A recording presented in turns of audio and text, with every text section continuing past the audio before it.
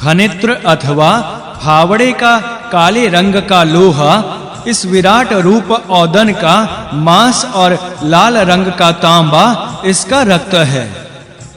औदन पकाने के पश्चात होने वाली राख जस्ता है।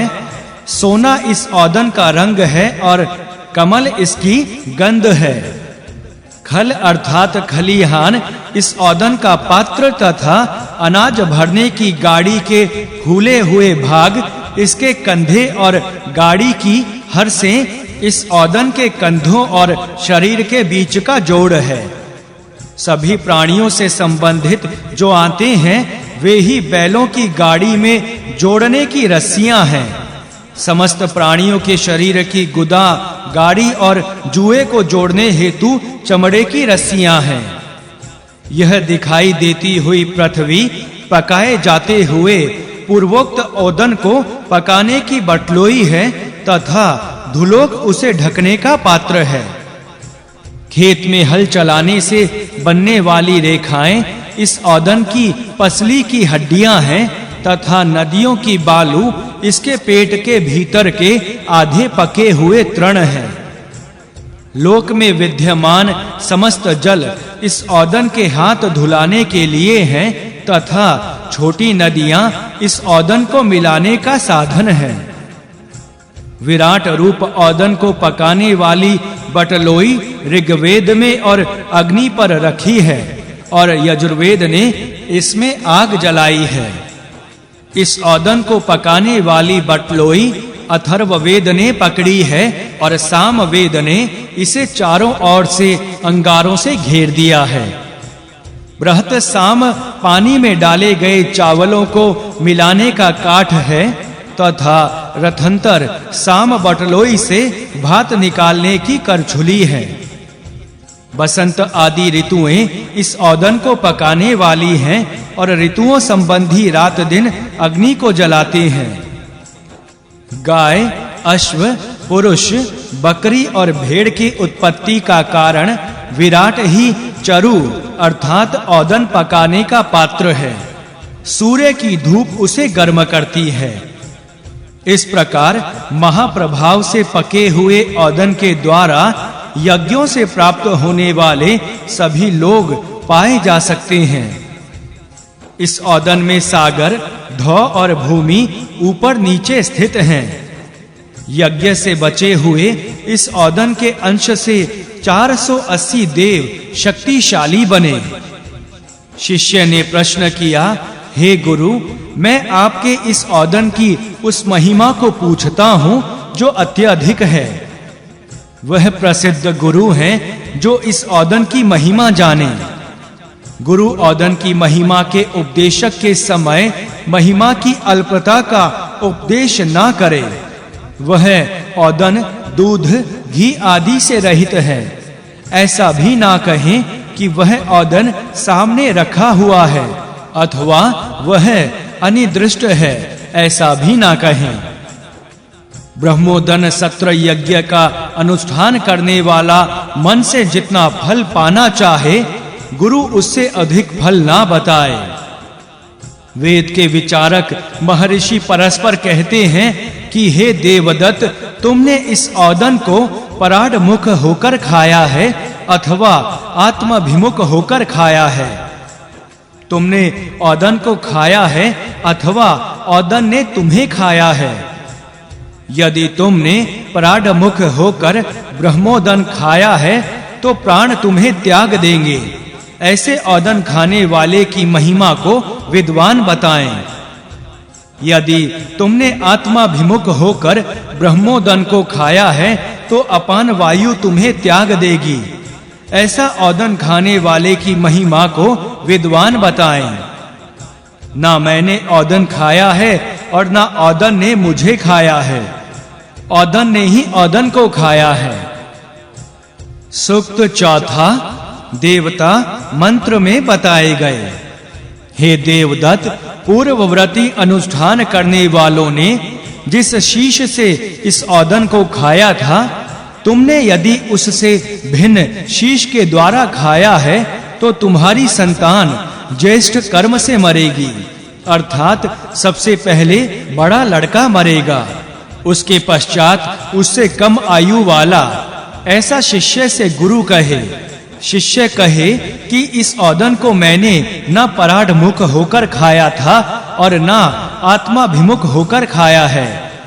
बृहस्पति से संबंधित औदन का जो शीश है, उस ओर से मैंने औदन को खाया था तथा उसी शीश से औदन को वहां पहुंचाया है जहां उसे पहुंचना चाहिए।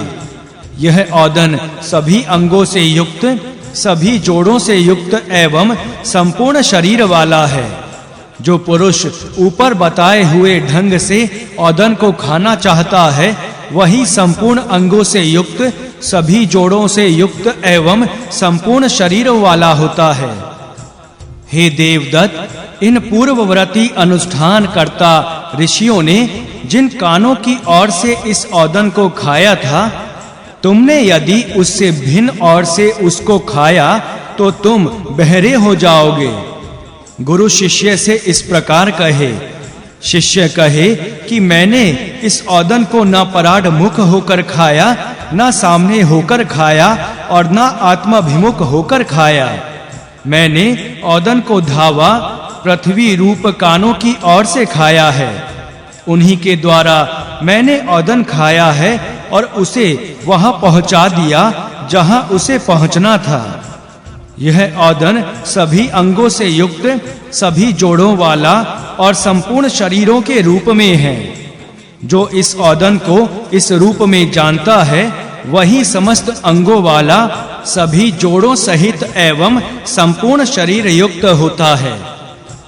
हे देवदत्त, पूर्ववर्ती अनुष्ठान करता ऋषियों ने जिन आंखों की ओर से इस औदन को खाया था, तुमने यदि उससे भिन्न उसकी आंखों की ओर से खाया तो तुम अंधे हो जाओगे।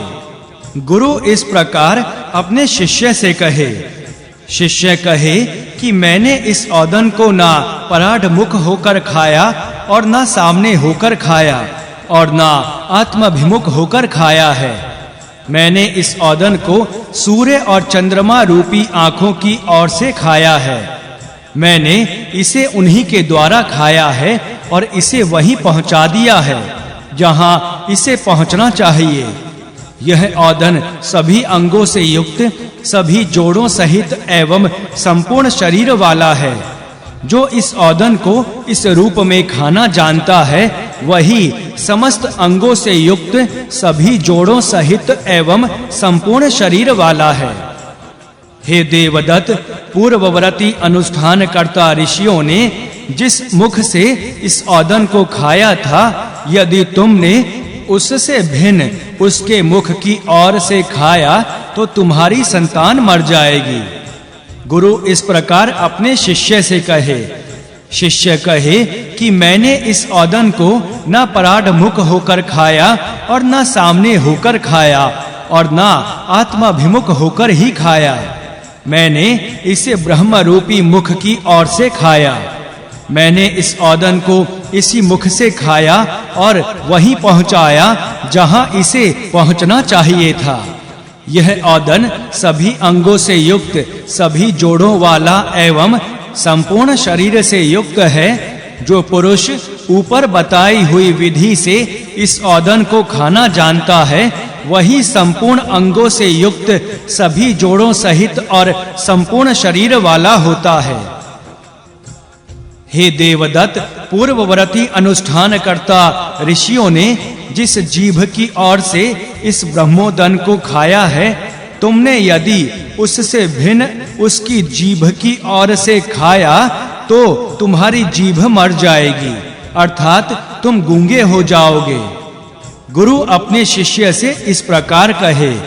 शिष्य कहे कि मैंने इस औदन को न पराढ़मुख होकर खाया और न सामने से खाया और न आत्माभिमुख होकर खाया। मैंने इसे अग्नि की जीभ से खाया है। मैंने इसे वहीं पहुंचा दिया है जहां इसे पहुंचना चाहिए था।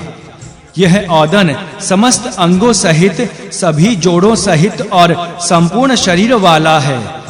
इस विधि से जो इस औदन को खाना जानता है, वही सब अंगों से युक्त पूरे जोड़ों सहित एवं संपूर्ण शरीर वाला होता है। हे देवदत्त, पूर्ववर्ती अनुष्ठान करता ऋषियों ने जिन दांतों की ओर से इस ब्रह्मोदन को खाया था, तुमने यदि उससे भिन्न उसके दांतों की ओर से इसे खाया तो तुम्हारे दांत गिर जाएंगे। गुरु अपने शिष्य से इस प्रकार कहे। शिष्य कहे कि मैंने इस औदन को न पराढ़ मुख होकर खाया, न सामने से खाया और न आत्मभिमुख होकर खाया। मैंने इसे बसंत आदि ऋतुओं रूपी दांतों से खाया है।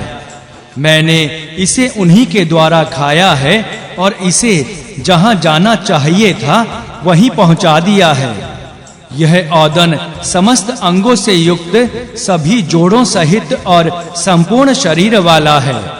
इस विधि से जो इस औदन को खाना जानता है, वही समस्त अंगों वाला, सभी जोड़ों सहित एवं संपूर्ण शरीर वाला है।